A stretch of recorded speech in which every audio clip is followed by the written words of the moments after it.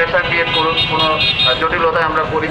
তো সত্যি কথা যেটা হচ্ছে যে আমাদের দাবি দেওয়ার মধ্যে সাধারণত যে আমরা বলি হলুদ সাংবাদিকতা, অনেক ক্ষেত্রে দেখা যায় যে হ্যাঁ আমাদের অনেক বদনামের কিছু ব্যাপার আমাদের শেয়ার করতে হয়, আমাদের বদনাম হয়।